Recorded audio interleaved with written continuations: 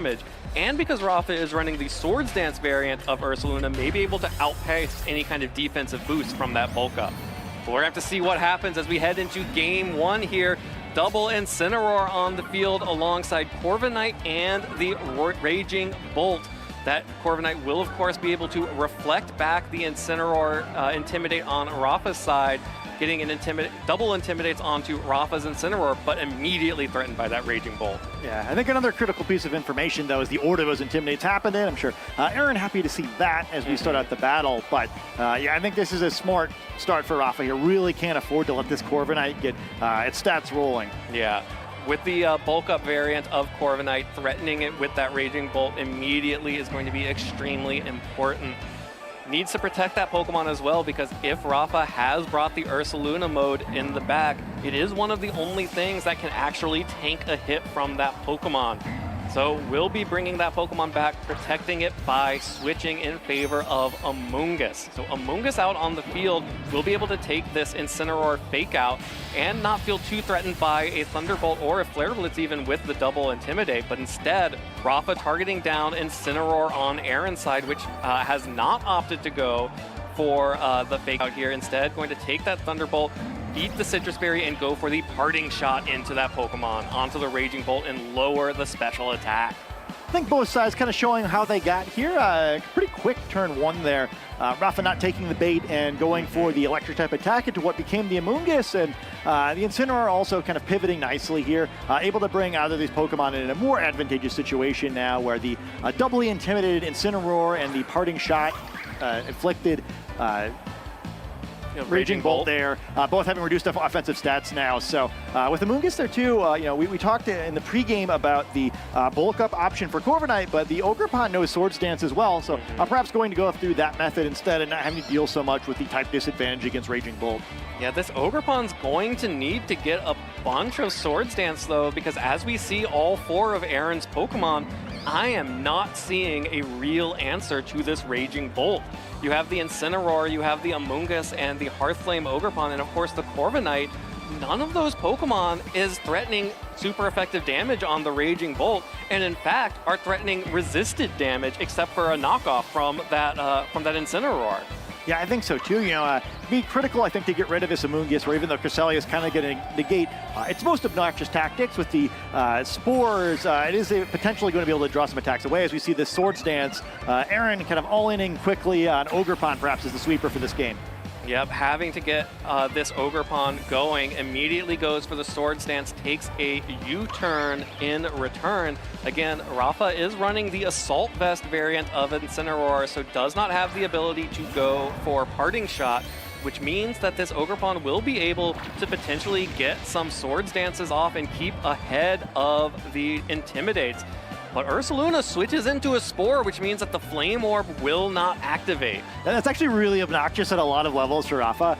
In theory, it's not such a big deal, right? Well, Cresselia can just remove it. But I think in a lot of other situations, what you probably want to do here is just get the Trick Room off of Cresselia and protect the Ursaluna. But even though you can remove the sleep in the middle of the turn, you still can't use Protect because it has increased priority. So kind of an awkward spot now for Rapha. Has to switch out the Ursaluna, where otherwise probably he wouldn't have had to. Yep, switching out the Ursaluna, bringing the Incineroar right back in to try and keep this Ogerpon under control. These Intimidates are going to be very important.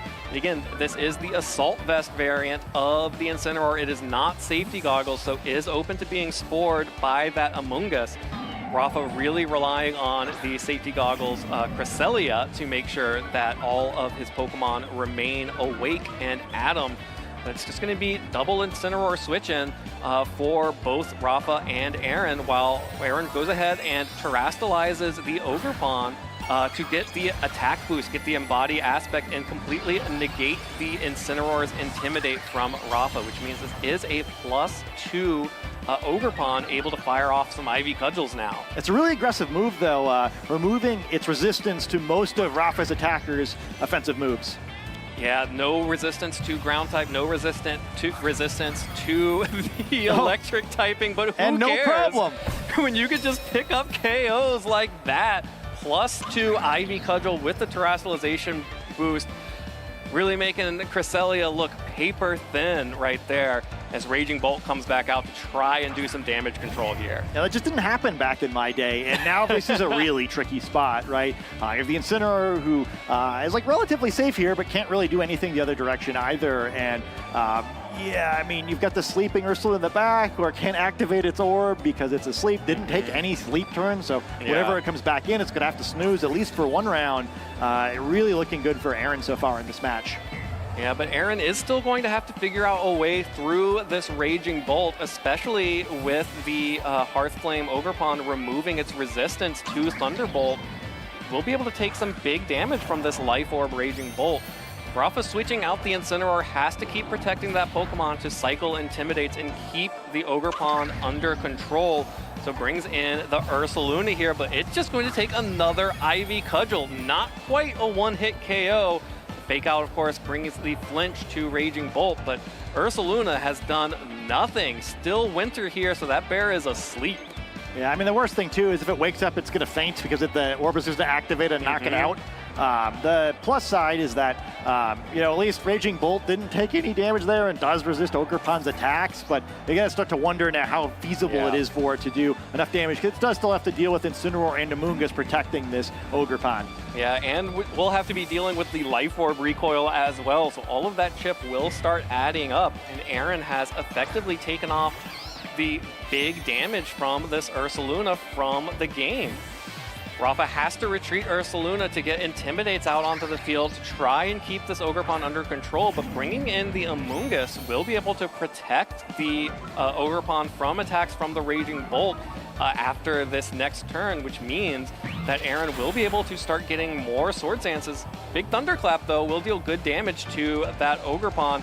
Not enough to pick up the KO, though, and that might be the last opportunity Rafa gets to target down that Ogerpon, as that Ivy Cudgel is going to be one more to pick up the KO. Yeah, I mean, the good news is it can use Protect. The bad news is I don't know how it stalls long enough to actually get to hit that Pokemon again. Awful lot of HP to work through on this Amoonguss, and there's still an Incineroar, and even Corviknight at some point, can at least, take an attack for the team and effectively deal 10% damage to this Raging Bolt. Yeah, and Aaron does not have many good opportunities to hit this Raging Bolt for super effective damage, but who cares when all of Raging Bolt's partners are just going down to this Ogerpon? Aaron will go ahead and retreat that Pokemon to try and preserve it for the future, and brings in his own Incineroar to get another Intimidate off onto Rafa's Incineroar. Has the Amoonguss out on the field, will be able to Spore or Pollen Puff or do any number of things that Amoonguss is known to do. As Rafa brings back in the Ursaluna, which has been on the field multiple times but has yet to take a turn, has yet to take an action, as Aaron also retreating the Amoonguss for Corviknight here. So 3 switches for 3 Pokemon, just the Incineroar on the field for Rafa, which is just going to go for a delayed switch. U-turns their own Ursaluna on the switch-in to go ahead and protect the Raging Bolt and bring back in the Incineroar for an Intimidate. This is by far the most complicated way I've ever seen anyone intimidate their own Pokemon. The Mirror Armor from Corviknight. What would have been a pretty cool play for if the Corviknight was not on the field and had the Ogerpon still out to get more Intimidates off onto that Pokemon. Aaron was able to cover, and instead Incineroar has intimidated itself with that Mirror Armor. That's kind of just how this game went. Incineroar being a bit of a scaredy cat now with its scaring itself with that Intimidate, and Rafa's got to think about game 2, right? I think the first 3 turns of this game just cannot play out this way, where an uncontested Swords Dance from that Ogerpon is just going to be an L for Rafa if it happens again in this set. Yeah, and this is something that I've seen happen over and over again with the Assault Vest Incineroar in particular. And this is why I had run Assault Vest Incineroar before, and why I had moved away from it, is you just can't keep up with some of these other Pokemon if you don't also have Parting Shot. It just becomes too slow to have to switch your Pokemon out and back in to get another Intimidate or attack drop off on your opponents. Instead, you lose a lot of momentum and are unable to actually keep those offensive threats in check. And then you just sort of keep falling behind as you try to switch in and out. That being said, if you get critical hits, you can make a lot of things happen. Yeah, I was less scared than I thought, I guess. Picking up a big knockout there, yeah. I'm still an Incineroar, Scott. Yeah, unfortunately, also going to take a lot of damage for that, and recoil is really going to be the name of the game as this one finishes out. It's starting to look slightly less impossible, but Amoonguss is still a pretty serious problem there. At the very least, if it gets Flare Blitz, that's going to cause Incineroar to knock itself out, and a Raging Bolt with only single target attacks. So be very careful about the way it finished this one. Looks like it probably has 4 swings left if it can somehow avoid, maybe 3? Yeah, 3 or 4. Although I can't imagine the world where it gets to do that. Well, there is a possibility now. Rafa with the Incineroar and Raging Bolt up against the Amoonguss and Incineroar.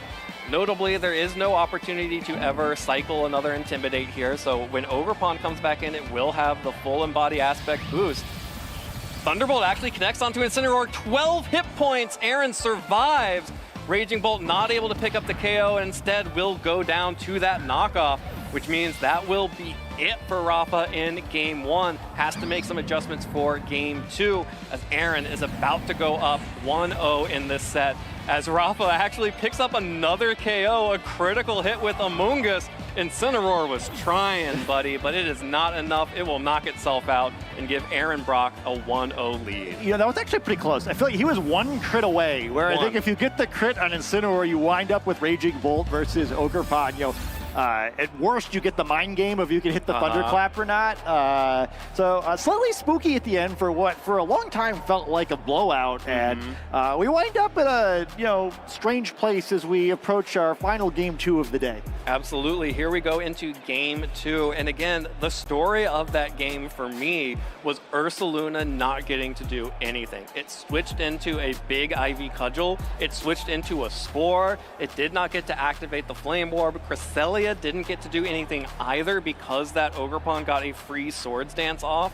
The Swords Dance plus the Embody Aspect boost, Incineroar with the Assault Vest, not able to keep up with the boost and to actually control the damage of that Pokemon. And instead, Rafa was just behind and kept taking damage and damage and damage. Even though Aaron doesn't have good options into the Raging Bolt, it didn't matter. Yeah, honestly, I think if you look at this replay here, you're not going to see Corviknight except on the Pokemon tracker, but I think it was still the MVP of this. Oh, there he is. But I think you're not really going to... I think he was the MVP, right? Because what happened was Rafa realized that he needed to be very careful to control the Corviknight. He led aggressively to deal with the Corviknight, and Aaron just read that and played him, right? Where allowed him to get the free Swords Dance off with the Ogerpon, and he just took over the game, where having to respect the Corviknight kind of just lost him the game. The trick for Rafa here is that you have to get going faster, right? You can't let either of these Pokemon get any stat boosts, and I don't totally know what I think the way to make that happen is, but I think that the first 2 to 3 turns of this game are kind of going to be what determines this one. It's a really difficult matchup, I think, for Rafa's side, but he's got to put up a better showing than that, where whether it's Ursaluna doing more or maybe just like immediately committing a Trick Room or something, but he's got to make a play, where I think that one he kind of it was over fast. Yeah, Trick Room was my immediate thought as well, potentially trying to get the Incineroar and Cresselia out to abuse the fake out pressure and try to get the Trick Room up and bring that Ursaluna up in for free at some point, because really just needed to get some damage, any damage out of that Pokemon to at least offensively threaten the Ogerpon. Yeah, I kind of wouldn't mind Fluttermane here either. Its matchup is like kind of bad, but at least it's a threatening immediate damage, right? I think the most important thing on Rafa's side of the field, just not to allow immediate setup. So like maybe there's a path there, but I'll be curious to see what he tries to go for here. And it's combination 2 Pokemon I don't see led too frequently together. Incineroar and Ursaluna facing down rival Incineroar and Corviknight. Well, this is kind of disastrous for Ursaluna. It gets intimidated. It does not have the Guts boost yet from the Flame Orb, and is immediately threatened with a knockoff from the opposing Incineroar, which could remove the Flame Orb entirely. Makes this an extremely risky lead for the Bear. Yeah, everything kind of hurts if you're Ursaluna here. We're like, yeah, there's that. There's a how are you actually going to deal damage to this Corviknight?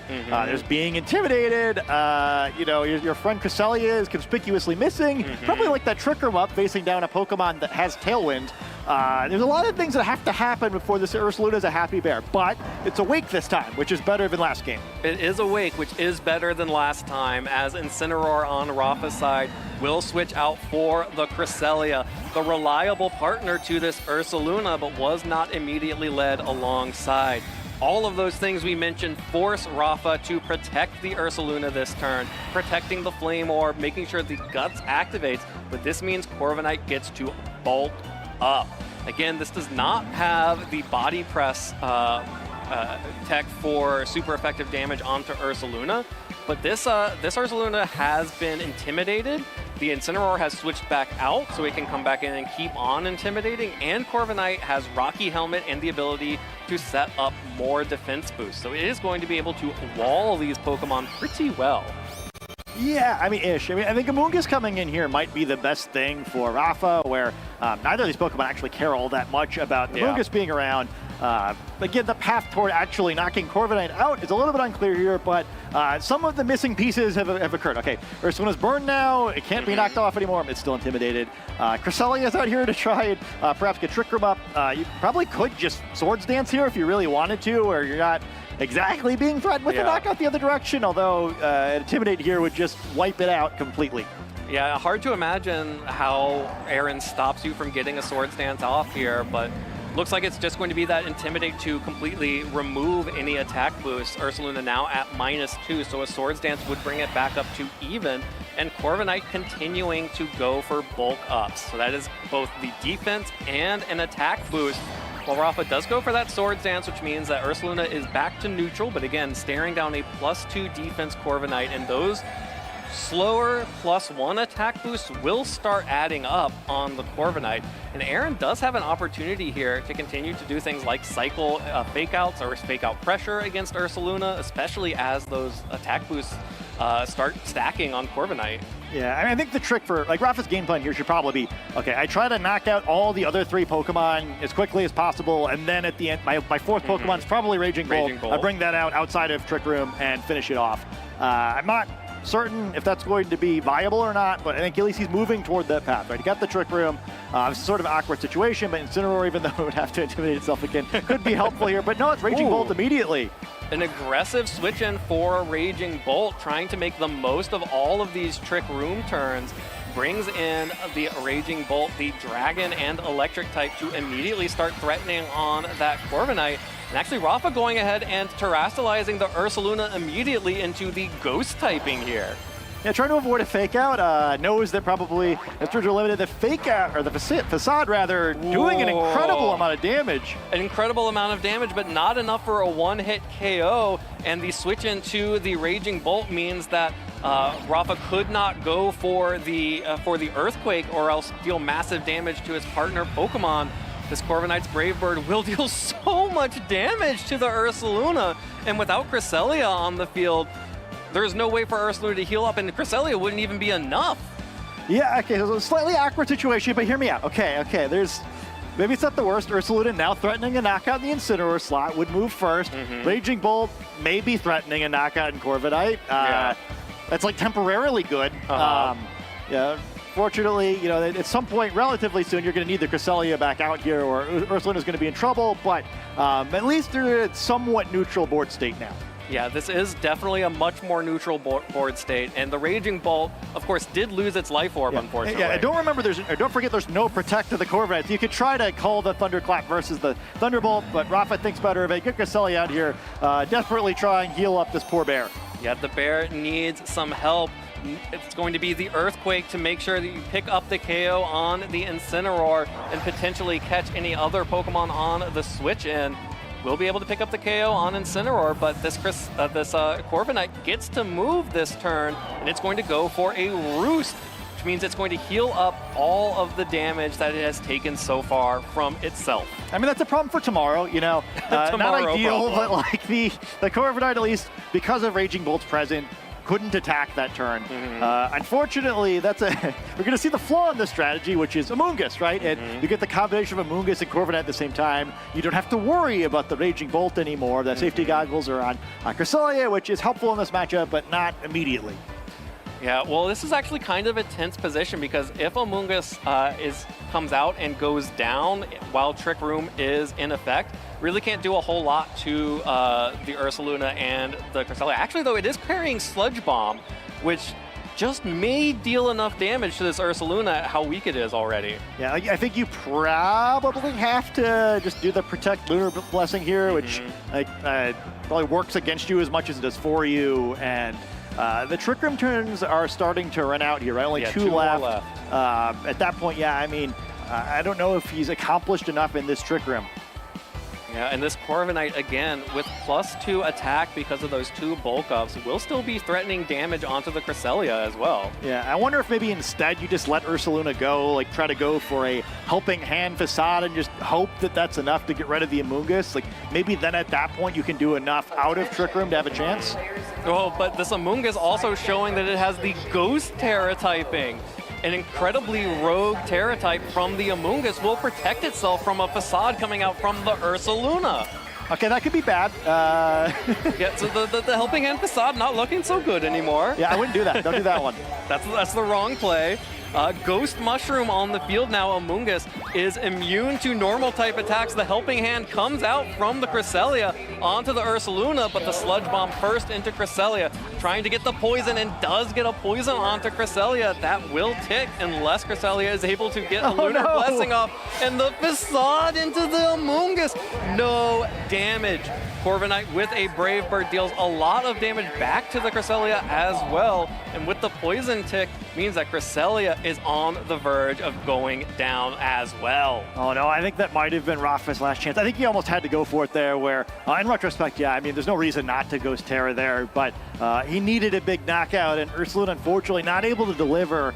Really tough spot now where even, Lunar Blessing is not going to help much. I think it's probably also impossible where I think Amoonguss can just knock Cresselia out because of the poison the previous turn. Right. Fire a Brave Bird in the Ursaluna slot, and Raphael's gonna have to get real creative now. Yeah, well, this Pollen Puff from Amoonguss picking up the big KOs. That's why it was my #1 caster choice. Amoonguss going on the offensive here.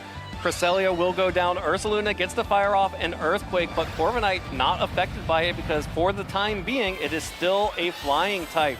Immediately after the Earthquake goes off, Corviknight will land and heal up its HP as Ursaluna has one more tick of burn before it goes down. And now here comes Raging Bolt to try and make a miracle happen, but I just don't see it. Yeah, I think one of the important problems with this is you now have 2 Pokemon who are weak against ground type attacks on your team. So you can't Facade the poor Amoonguss, and now you can't Earthquake either. I feel like you kind of, I guess you have to switch Ursaluna out and hope you can Earthquake later somehow. But yeah, the phase between now and then is highly unclear. Yeah, absolutely, and it's going to be, I mean, again, this Corviknight has just gotten so much value out of those 2 bulk ups. It is still probably threatening decent damage onto that Raging Bolt, and this Ursaluna will go down after this turn unless it switches. So Aaron doesn't have to worry about that Ursaluna. The Ghost Terra typing on the Amoonguss and the Flying typing and Steel typing on Corviknight are doing the work for him. As Corviknight's had a heck of a game despite not doing much. Finally taking down its nemesis here. The 2 of them stared at each other for 5 turns, and things are looking very good for Aaron, who's just played a great set with a positive matchup here. Yeah, and absolutely no Rage Powders coming out from the Amoonguss means that Corviknight dodges a Thunderclap, but gets knocked out by the Thunderbolt here from the Raging Bolt, which will go to sleep due to a Spore, which means that it's going to be Aaron's final Pokemon and Amoonguss up against the Raging Bolt and the Incineroar coming in now. Ooh, and it's Hearthflame Ogerpon in the back. Yeah, it suddenly doesn't look that impossible anymore. I mean, it's still bad, right? But not great, but not impossible. Yeah, which, you know, I mean, that's something. Yeah. I mean, once again, right? Amoonguss is going to take a lot of damage from a Thunderbolt if it has to eat one. You know, unlike Corviknight, this Ogerpon actually is intimidated. And you know, all jokes aside, you know, if somehow this Raging Bolt maybe gets a quick wake up. Yeah, I mean, Incineroar picked up a knockout here. You can see it. Ogerpon gets to +1 with that Swords Dance. Raging Bolt is still asleep, and this Ghost-type Amoonguss is vulnerable to this knockoff from Incineroar. Picks up the KO. knocks off the mental herb, which means that Aaron now is playing a sleep game here. Incineroar and the Raging Bolt. We saw how much damage Ivy Cudgel was doing to Raging Bolt, but let's not forget that was with the Terrestrialization and that +2. So that's a one-turn sleep, connects a Dragon Pulse into the Ogre Pond, deals about 50% damage as Incineroar fires back a Flare Blitz in return and picks up the KO. It wasn't impossible. Rafa knew all along. Game 3, winning in for day 2. All right, we got to wake up with Raging Bolt now, everybody. We got a match here. we got a game. Yeah, pretty exciting finish there. I think the thing to kind of keep in mind there is, the attacking with Corviknight, probably not the play there, where gave up too much, but yeah, at least attacking and not protecting it with you know the Among Us. Yeah, a little greedy. I think Aaron perhaps also lulled to sleep there with what was a very advantageous matchup, and all the props in the world to Rafa there. That was looking real bad, and he was able to play himself in a position where at least he had a chance to win the game, was able to do it, and found it. Yeah. I mean, it was it's a strange one where I feel like the Rage Powder there makes that very different, but without it, we're looking into Game 3 and another opportunity for perhaps Rafa to get a little better position earlier in the game. Absolutely. Rafa was able to start getting more damage off from that Ursaluna, but then in Trick Room, the Ghost type Among Us was able to start stalling things out, and this Corviknight was rolling. Got 2 bulk ups, +2 attack, +2 defense, and got multiple Intimidates off onto the enemy Ursaluna, which meant that all of these attacks that were dealing good chunks of damage were not dealing the maximum amount of damage. Rafa even spent a turn to get a Swords Dance up, but that just brought Rafa's Ursaluna back to neutral instead of +1 or +2, which is what you would love to see alongside the Guts boost. And then the Ghost Terra typing proved to be sort of, the monkey paw curls. I can dodge facades now, but then I get knocked out by the knockoff. And, there were no, because the Terra got used early, there were no guessing games of, will this Incineroar go for Flare Blitz or knockoff? Which one will it be? And was able to find that window, find that opening, knock off the Mental Herb, get the attack into the Corviknight, and then survive these Ivy Cudgels. One turn sleep did not hurt at all, but still probably Rafa put himself in a pretty decent position to get his way back into that game. Yeah, I mean, he was going to get at least a second Flare Blitz anyway, right? Yeah. Where I don't know that the wake up mattered all that much. I mean, maybe a max turn sleep is enough, but I mean, the Corviknight turn is the difference maker in that one. And I mean, I'm a little puzzled where it just seemed like that was such a big advantage that it should have been over, and I think Aaron's got to reset here. I think he still has a very advantageous matchup in this one. It just, you got to show some poise, right? Rafa opting to lead, and both players opting to lead the same way they did the second game. So perhaps feeling like both of them feeling, all right, if I just play a good, smart game, I can do this one. Yeah, there are other opportunities here. Rafa, of course, probably feeling pretty good about finding the win condition in that game too. And like you mentioned, Aaron has to lock in here. This is the final game of the day. The winner of this game will advance into day 2, and the loser will have to end their tournament run earlier than either of these players would expect to. Yeah, I think I like taking some time here. I think probably, Aaron maybe get a little ahead of himself in that last match, and this is one he definitely can take. I think building up those bulk ups again early is big. It just, he's got to be a little bit more careful with the Corviknight here, where it is so important. It's great against the majority of Rafa's team. The fake out this time going to prevent anything crazy from happening. Perhaps it's just a free Swords Dance for the Ursaluna. Well, the fake out connects on to the Corviknight, means that Corviknight doesn't get a chance to bulk up, but Aaron actually goes for the knockoff onto Ursaluna, will knock off the Flame Orb. That is not a free Swords Dance.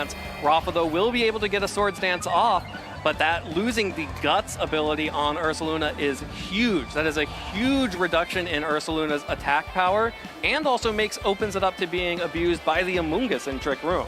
Yeah, I think, it puts an interesting spot, right, where it does to an extent, but I think if the long-term plan is to get Cresselia out in the field, maybe it's not that big of a deal. I mean, Cresselia still mostly negates it, and again, all Rafa needs to do is to knock out the other 3 Pokemon and let Raging Bolt close the game. Well, we're going to see a third Pokemon here as Parting Shot connects onto the Ursaluna. So Aaron is investing a lot in keeping this Ursaluna under control, going to make sure that it does not have access to the Guts ability, and it's going to be dropping the attack of that Swords Dance by using the Parting Shot. Get a sneak peek of the final Pokemon, Aaron making some adjustments here, but that Raging Bolt is not going to love seeing Earthquakes coming out from the Ursaluna.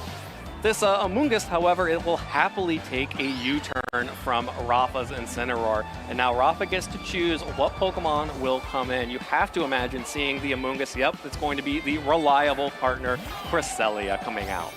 Yeah, sort of an awkward turn order here, though. We'll see another Swords Dance for this Ursaluna. Gonna get its attack boost one way or another. Yeah, this is kind of a mirror of Game 1, where the Hearthflame Ogerpon on Aaron's side was able to start getting Swords Dances off, and Rafa wasn't able to control it because only having the Assault Vest meant that you would only get Intimidates every other turn, versus Aaron has access to Parting Shot, which instead of now being at +4, it's now at +3, which is still scary.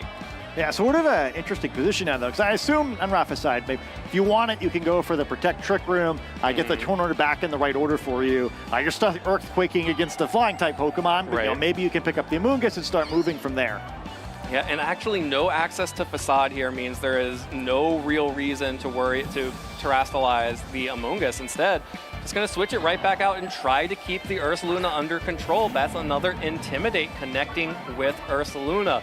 But these Swords Dances are really powerful, and Ursaluna, like we mentioned, has no incentive to go for Facade because there is no burn, which means you are switching in a Fire type into a potential Earthquake from this Ursaluna. Brave Bird not enough to pick up the KO, and no residual damage coming out from the burn means that this Ursaluna is a little bit more healthy than usual, and the Helping Hand plus the Swords Dance plus the Earthquake on the Incineroar in the switch, and that is a one-hit KO. Rafa's Ursaluna has woken up. Yeah, I mean, no Flame Orb, no problem yet. Big knockout there. We've seen kind of the effectiveness of all this cycling, and Ursaluna is still in a position where it doesn't need to knock out every Pokemon of the team, right? Potentially looking pretty scary now. We're no longer able to be intimidated, and with the roster of Pokemon available, it's still pretty challenging to stop Ursaluna from maybe getting one more knockout, right? It's hard to get both. But you could, again, now that the Protect Trick Room play is still available, and then what does Corviknight's partner do while Ursaluna tries to take out that other Pokemon? Yeah, well, Ursaluna is still in range of a Brave Bird from Corviknight. That's always a possibility. And of course, Trick Room is a little bit less optimal for Rafa because because the Flame Orb has been knocked off, which means there is no burn to prevent Spore. Which means if you do set up the Trick Room, Ursaluna would have to potentially waste a turn by being put to sleep, even with the Lunar Blessing. Would happen after the turn. Could be a little bit awkward, but here's a big Brave Bird to pick up the KO. Rafa just sacrificing Ursaluna here to the altar of Corviknight. Another Brave Bird connecting. Will pick up that KO. Cresselia goes for a Lunar Blessing, but there's nothing there. Hoping to maybe catch Aaron going for a Roost or another Bulk Up or another Switch, and another Poison from Sludge Bomb. Aaron's Amoonguss is trying to limit the effectiveness of this Cresselia. Something fierce. Yeah, I mean, that damage matters too, right? Where even if there isn't like a double target in this slot next turn, which seems very unlikely now that Raging Bolt has come out in the field, that damage is still going to chip away on the Cresselia potentially. It's fairly likely we will see a Brave Bird into that slot, and it's still going to add up where Cresselia probably only has a couple turns left, and I don't know if this Raging Bolt is going to be able to take down the Amoonguss fast enough, but it's sort of a fun exchange where which support Pokemon can enable their partner here the best. Well, here we are again in the same kind of situation as Game 2, where Amoonguss is able to protect Corviknight from Raging Bolt with the Rage Powder ability. But, we saw in Game 2 that Aaron was incredibly willing to just let Corviknight be open to a Thunderbolt. Yeah, I mean, and there's a chance at it again, although with the Roost here, not likely to be a one-hit KO even if he calls it. The Roost at least removing the flying typing, which means that this Amoonguss is just taking a critical hit Dragon Pulse. That's a lot of damage, and we know it's a mental herb, so will not actually be able to heal up any of that damage unless it switches out. Cresselia will go for Trick Room here, so making sure to switch the dimensions for these next 5 turns. As we have now the Raging Bolt being, the Amoonguss being the fastest thing on the field, then likely the Raging Bolt and likely the Cresselia. and Corviknight. I mean, I think Rafa's really close to finding the window here, right? Really it doesn't close. matter now that Amoonguss is slower than Raging Bolt because it's not going to knock it out, and a Lunar Blessing would enable Raging Bolt to wake up before it moves anyway, where the turn order is just so important for Cresselia against Amoonguss, and it's set up now in a way where Rafa is likely to gain a Pokemon advantage here. Yeah, Rafa is finding ways to poke holes in Aaron's team here. It's going to be the Terrestrialization coming out from that Corviknight. So Aaron, we have been seeing way more Fire-type Terra in these last couple of games than I ever expected to. But that's a Fire-type Corviknight on the field now. So no longer weak to a Thunderbolt from the Raging Bolt. Another Pollen Puff into Cresselia, not enough to pick up the KO here, but Cresselia able to get a Lunar Blessing off to heal itself up, cover 4 any Spores against the Raging Bolt, and also heal up a little bit of the Life Orb recoil damage that Raging Bolt has taken. There's a Thunderbolt into the Corviknight. That Terrestrialization not enough to pick up the KO, but that is still about 75% damage. This Brave Bird into Cresselia. Cresselia hangs on with 1 or 2 hit points. Recoil not enough to knock out the Corviknight as well, but this Cresselia is hanging on by the skin of its teeth. Oh, that's so pivotal, though. I mean, like, it really changes things. Right? I think there would have been advantages and disadvantages to both players if that knockout occurs. And Incineroar doesn't get its free switch. Instead, now Cresselia being threatened by potential knockout from this Amoonguss, but if it goes for that option, then Raging Bolt can pick up a knockout in either of these Pokemon as well. A really tricky turn for both of these players, as could easily throw the tournament away. Remember, this is Game 3. Both players are 6-2. A wrong decision here is going to knock one of these players out of a tournament. Absolutely incredibly tense turn. Our players have played 8 rounds of best of 3 Pokemon, all coming down to this decision on this turn of Game 3. Aaron has opted to go for a Spore onto Raging Bolt, which puts Raging Bolt to sleep, but Cresselia goes for the Lunar Blessing. Cresselia is sticking around. It will heal itself. It will also wake Raging Bolt up. That means that this Raging Bolt gets to fire off an attack onto either one of these Pokemon, goes for the Dragon Pulse into the Amoonguss. That will pick up the KO on Amoonguss, and now Corviknight has the opportunity to deal some damage back. It has had multiple bulk ups, but it was not able to pick up the KO on Cresselia last time, but this time it does. Aaron finally knocks that Pokemon out, which means Rafa is down to his final 2 Pokemon, Assault Vest and Incineroar, and now the final Pokemon is revealed from Aaron Brok. It is Assault Vest Raging Bolt. And just 6 HP remaining for that Corviknight. Much simpler game if that is a knockout. Instead, Raging Bolt is going to need to try to find a way to pick up this knockout. Also, because Corviknight was able to survive, able to reflect that Intimidate back to the Incineroar, was already going to struggle to deal too much damage to this Raging Bolt, and a really interesting spot. You'd assume the Raging Bolt on Rafa's side is slower, giving the respective team compositions, and it's really an interesting spot now. Do you maybe go for perhaps like a cheeky knockoff from Incineroar onto the opposing Raging Bolt to get rid of that Assault Vest, maybe? It's definitely an option, but instead going for the fake out onto Raging Bolt. Of course, Raging Bolt on Aaron's side unable to protect, so Rafa going for perhaps the safer play there just to get the Corviknight off the field. Say, hey, let's all take a moment, let's step back, let's breathe. You don't move, I'm getting the Corviknight off the field, and now we can have, a nice, civilized Incineroar Raging Bolt versus Raging Bolt. And there's still more Trick Room remaining, so I think probably we see that turn now. Rafa just absolutely seemed like he was buried in this set, but could he be taking this one? Oh, the knockoff knocks off the Assault Vest. This is a Dragon Pulse from a Life Orb Raging Bolt. Lost the Assault Vest, picks up the KO! Rafa, hometown hero! Raphael Bagara will advance to day 2, 2-1 over Aaron Brok in one of the tightest, most exciting best of 3 matches of the day. Yeah, I mean, you have to respect his determination, right? It looked so bad till about halfway through Game 2. I think even then, it just seemed like it was such a tough spot, but he didn't give up on the game. He kept pulling all the advantages back he could and was able